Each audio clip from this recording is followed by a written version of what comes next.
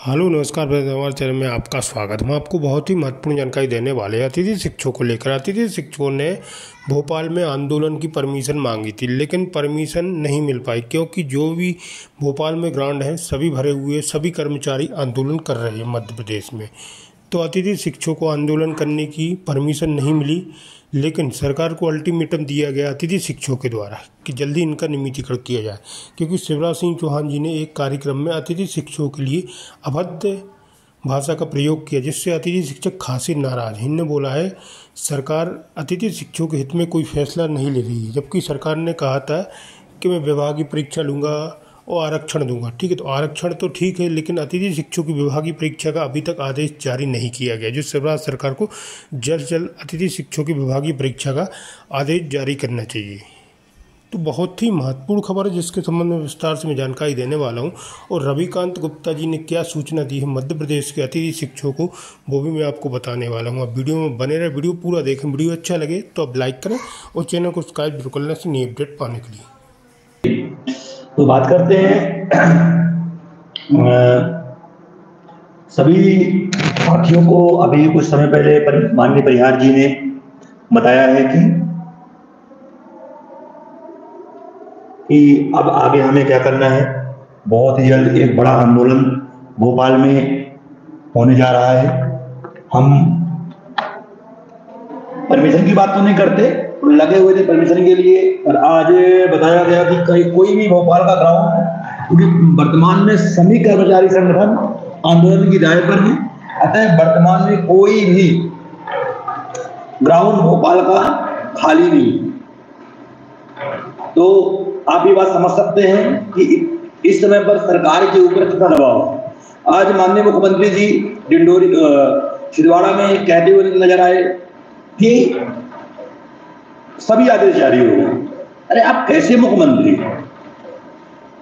हम आपको कैसे एक्सप्लेन करें कि आदेश जारी नहीं हुए? आपको नहीं मालूम कि आपके अधिकारी आपको बताते नहीं है कि आदेश जारी नहीं हुआ है, कौन सा आदेश उन्होंने जारी किया, कौन सा नहीं किया। तो काफी सुन के दुख होता है। और एक खबर आई है मैहर से कि मैहर में उन्होंने कहा है कि सब बर्बाद हो जाएगा। अब क्या, इससे ज्यादा क्या बर्बाद होगा?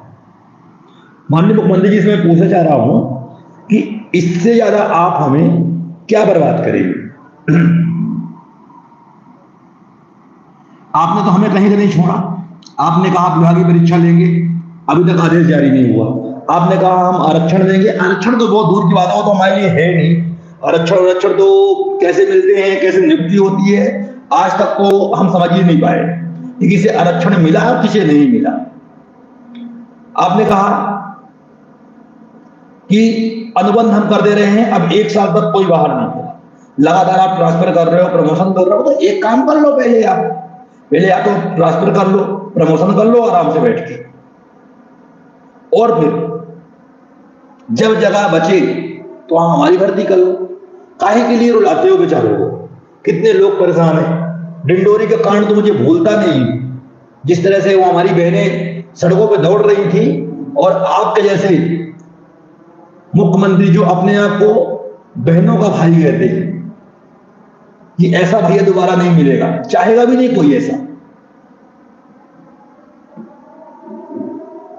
माननीय मुख्यमंत्री जी, हम लोग हमेशा ही सुनते आए हैं कि शिवराज सिंह जी बहुत बहुत दयालु हैं, सबका भला करेंगे, सबके लिए अच्छा करेंगे, लेकिन हमें तो कहीं से लगा नहीं कि आप कहीं से भी अच्छा करना चाहते हैं।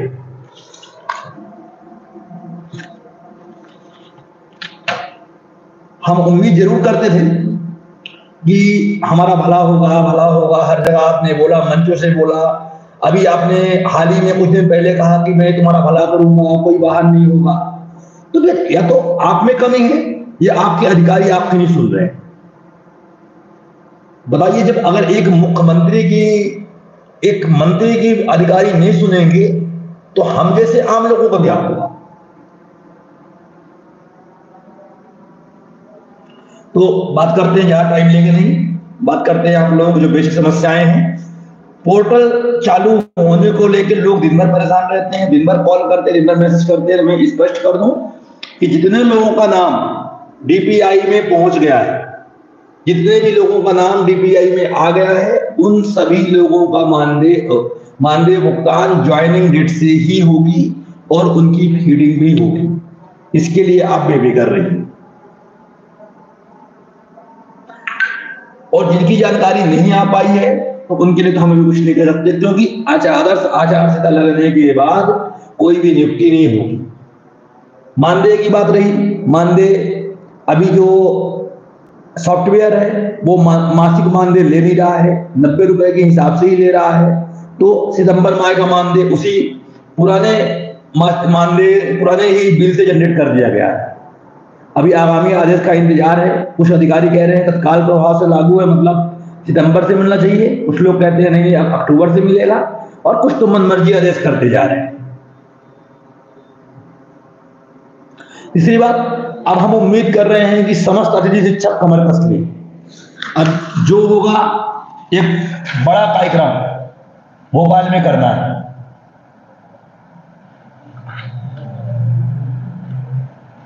क्योंकि सरकार ने बिल्कुल हम लोगों को मूर्ख समझ लिया है। सरकार की नजर में हम लोग बिल्कुल मूर्ख ही दिख रहे हैं कि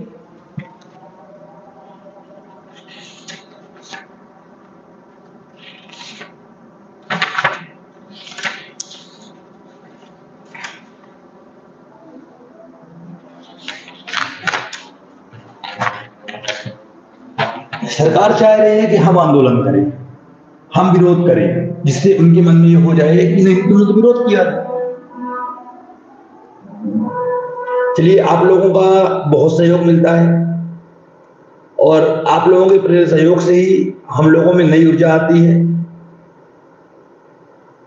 बहुत सारे साथियों के छोटे मोटे काम जो घर बैठे हैं, जो दूर दूर से हैं, उन्हें भोपाल आने की जरूरत नहीं पड़ती, और ऐसे लोगों का प्यार भी मिलता है, सहयोग भी मिलता है। इसके लिए आप सबका बहुत बहुत धन्यवाद। अब भोपाल की तैयारी में रहें।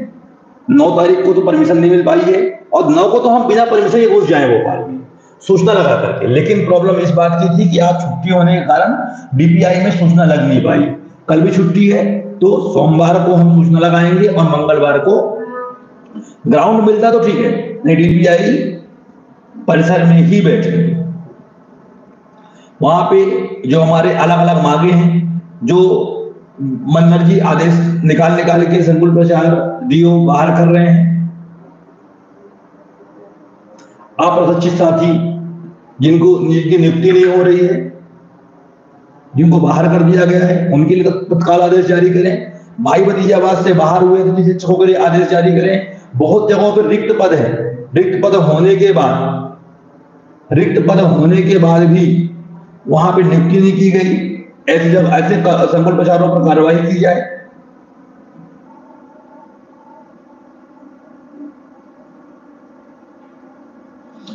तो और जिन संकुल प्रचारों या स्कूल के प्रचारों को या हेडमास्टर के द्वारा अतिथि शिक्षकों की फीडिंग के लिए जानकारी नहीं भेजी गई, उनके ऊपर कार्रवाई।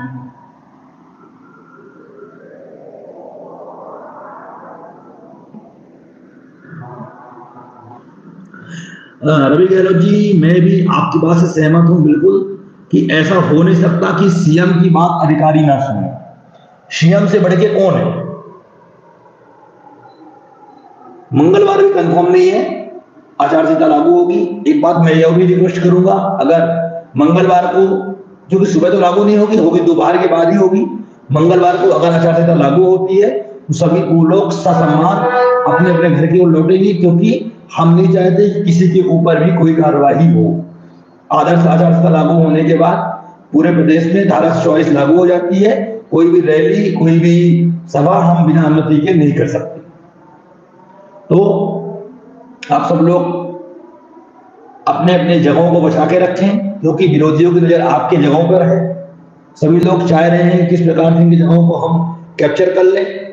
तो हम सबसे यही अनुरोध कर रहे हैं कि सभी लोग अपने अपने जगह को बचाएं, जागरूक रहें, और जितने भी ये बिल्कुल ना सोचें कि जिन प्रचारों ने भाई भतीजावाद कर लिया है, जिन प्रचारों ने फर्जी नियुक्ति कर ली है और दूसरा नौकरी करना, तो ये गारंटी मैं देता हूँ कि टाइम लगता है, समय लगता है। ये देखिए, ये मेरी 2018 की शिकायत है, ये मैंने 2018 में शिकायत किया था मैंने, और आज इसके जो संबंधित प्रिंसिपल है इनके ऊपर कार्रवाई हुई है।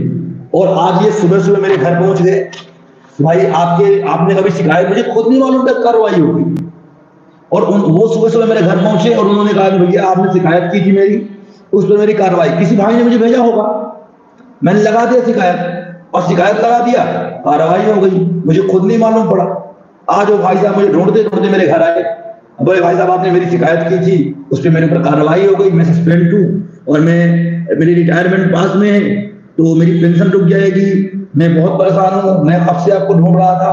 और उनको यूट्यूब के माध्यम से उनको मेरा एड्रेस मिला और ढूंढते ढूंढते वो भोपाल पहुंचे, और सुबह सुबह आज ये पूरा फाइल लेके मुझे गए हैं और रिक्वेस्ट करके गए हैं कि इस पे कुछ ऐसा करवाइए कि हम वापस से स्कूल में आ जाए और हमारा सस्पेंशन रद्द हो जाए।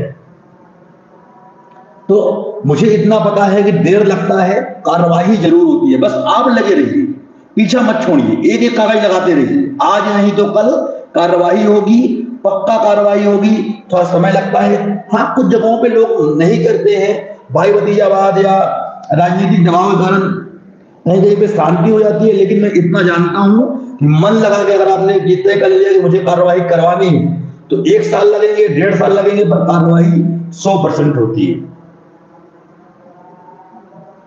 सर बिना सूचना के मंगलवार को कैसे हम बुला लें? कम से कम जहां हम जा रहे हैं उन्हें खबर तो हो कि हाँ हम आ रहे हैं।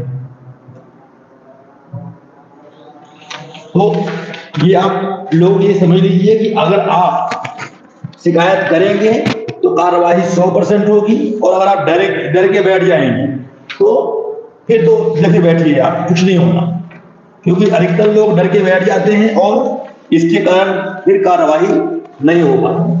तो डरना नहीं है, सब लोगों को बिल्कुल कमर कस करके शिकायत करिए, और जितना हो सके जहां तक आप पहुंच सकते हो वहां तक पहुंचे। शुरुआत होती है संकुल प्रचार से, बस एक काम आप लोग बराबर करते रहती है। 1 मिनट बता रहा हूं,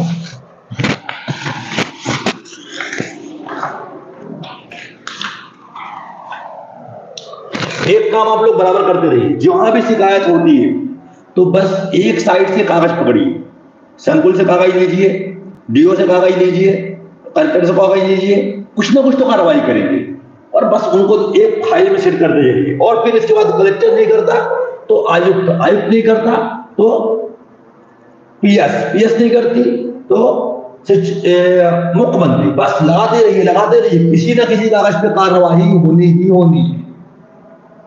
तो जो भी साथियों में ऐसा हुआ है, आप सब लोग अपनी अपनी शिकायत मेरे जिलों में करें, और उसके उपरांत आप संगठन को अवगत करवाएं। हम उन प्रिंसिपल्स, उन संकुल प्रचारकों को बिल्कुल नहीं बख्शेंगे जिन्होंने हमारे भाइयों के साथ में कुछ भी गलत किया है। हम आप सबके सहयोग से उन पे पूरी कोशिश करेंगे कि उनके ऊपर कार्रवाई हो। आप सबके पास नंबर है मेरा 9630342096।